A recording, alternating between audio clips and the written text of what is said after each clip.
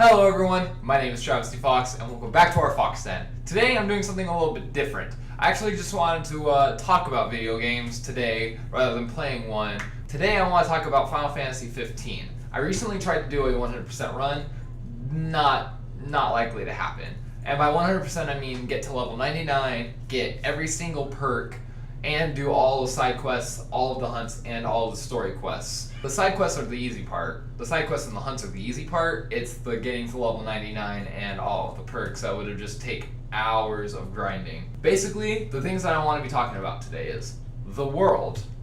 How the world really affected me in Final Fantasy 15 was probably the biggest part of the game. I thought that they took a lot of time, obviously almost 10 years, to build this world, and they did an amazing job with it. It is beautiful, it is expansive, but most of all, it feels real while also having that very Final Fantasy-esque tone to it. It's very epic, but it's very relatable.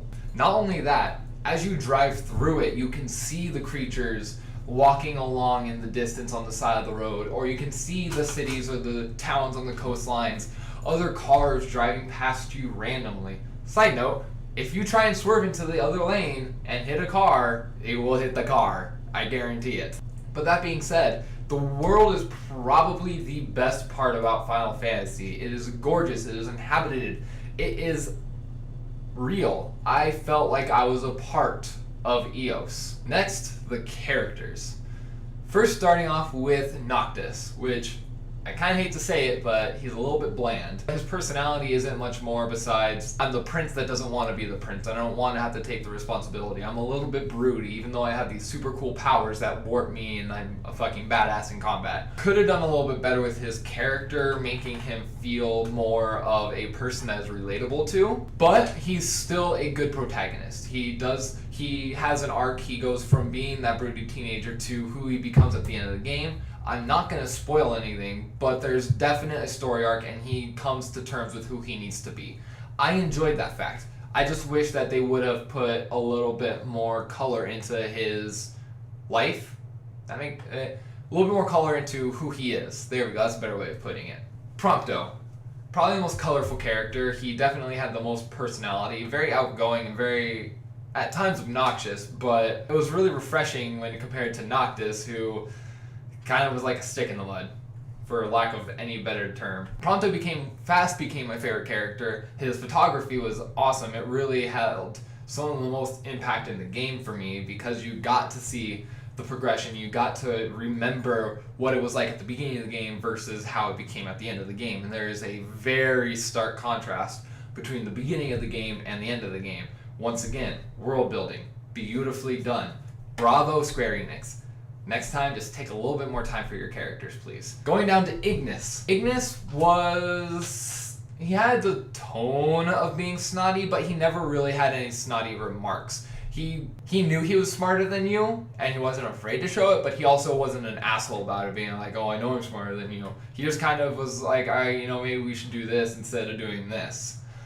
But other than that, he really didn't have much going for him. Yeah, he was a cook, and he always had new recipes, and I enjoyed those little side comments of like, oh, Ignis found a new recipe. Cool. Ignis's character developed a little bit. But other than that, he didn't have much going for him, and that was a problem for me. I wanted to be more attached to these characters. Very one-dimensional characters, not a lot of oomph to them, not a lot of character development. I feel like they tried, they just didn't expand on it too much. Finally, we have Gladio. Gladio was the big brother of the group, I feel like. That was his character role. He definitely had times where he had to slap some sense into Noctis or some of the other groups. But like I said, that's very much his role of the big brother of the group. His weapon even was very big brothery, where he just swung around a giant two-handed sword. Very nice character, very necessary for the progression of the story. We needed the entire whole of the group. We needed the brains, the brawn, the fun, the comic relief, and then obviously the main character. But the main character lacked in that oomph that really would have connected me to a game. Going on to the story. Don't worry, there will be no spoilers. The story starts with a lot of potential. It starts very happy, but it's not afraid to stab you in the heart, kind of a little bit after the beginning, but it gets to you a little bit. It shows you that this is not going to be a happy story. It's definitely a Final Fantasy. There's going to be the end of the world coming, you know? It also goes a little bit slow from the beginning, though, which I know a lot of people had some issues with, but I thought that was perfect pacing for how this game was meant to be played. It is a slow game. This game itself taught me it's about the journey, not the destination. Because throughout it, you are meant to take these long, monotonous drives. You do have to refuel your car. You have to restock at supply shops. And you have to, talk to people in order to know the area around you. I loved that because that's how this world was meant to be played in. This is how this world was built. The world is expansive and beautiful while making you feel small inside of it. So that needed slow pacing for the characters and for you to truly become a part of what they wanted you to be a part of. Once you hit about the halfway point, that pacing just goes away and you're put into a hallway and then you follow that hallway. Granted, there's options to go back to the open world when you're into that hallway, so it doesn't completely take you out and put you onto a linear path, but any progression from that point is purely linear, which is not necessarily a bad thing if that linear story had more going for it. The ending did not have the punch that I was hoping it would have. Definitely hit me in the feels, definitely shed a tear at one point.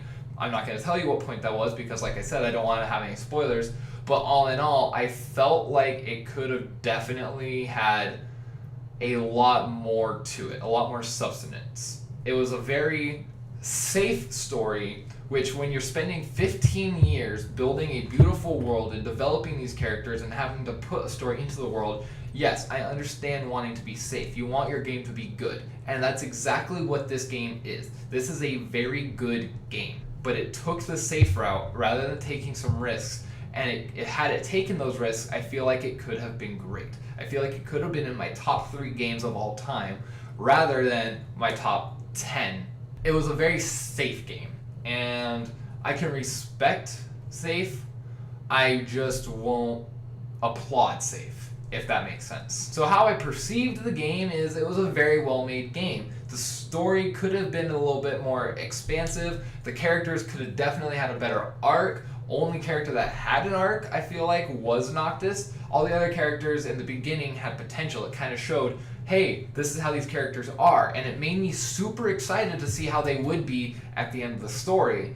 But come the end of the story, pretty much with the exception of one character having one bad thing happen to them, the characters didn't arc. The characters were exactly the same. The only person who experienced any change was Noctis, the protagonist. Hell, the antagonist, I feel, experienced more change, although it was a perceptual change, it wasn't an actual motive change. The antagonist had more character to him than the 4 protagonists, and that is a problem to me. I want the antagonist to have character. I want me to understand and relate to the motives of the antagonist. I should see some of myself in the antagonist, but I should also see myself in the protagonist. And if you're gonna have a party of 4 always being set like that, then you should definitely have me relate to the protagonists more than the antagonist. All in all, I would say the world itself was probably about a 10 out of 10 for me.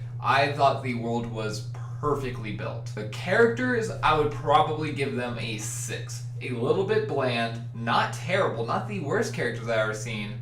I just wish that they had more to them. The story, I would also give a 6. It was a little bit better than a 5, than the halfway point. I would say it's not bad. I would say it's definitely not mediocre. It's good. It was just too safe to really have an impact. So overall, I would give it a 7.5 out of 10. It was a very good game, and I know I keep saying that it was a very good game. It just was not great. It didn't pull off anything that I've never seen before. That's the only thing that held it back that I feel after 10 years could have been implemented in, but I also understand why they took the safe route. So finally, I have to say, for me personally, this is not I think this game should be experienced by everyone. It was a little bit too safe to have a lasting impact, but it did have one of the most beautiful and well-built worlds that I have ever played in. That's including Bloodborne, Dark Souls, and Skyrim. This game took a lot from those games and put it into its own world and made it into a Square Enix Final Fantasy game. I would love if you guys told me how you perceived the game, how much you liked it or how much you didn't like it, the things that you liked and the things that you did not like. Try to avoid spoilers for anybody in the comments who has not played the game and does want to, but tell me your experiences with the game. And tell me if you like these. Tell me other games that you would like me to talk about, games that had an effect on me, games that had an effect on you. And if I've never played the games, I will happily play those games to both put on the channel and to talk about it. The more you communicate with me, the more that I can communicate with you. And I would love for that to happen because this isn't just about me and I can't do this channel alone. I need your guys' help. So thank you guys all so much for watching. Please share this video so that other people can hear what I have to say about Final Fantasy and join in on the conversation. Let's have a conversation about these games. So please tell me what you think. Tell me what you want to see me play. Tell me what you want to hear me talk about. And I'll see you guys in the next episode.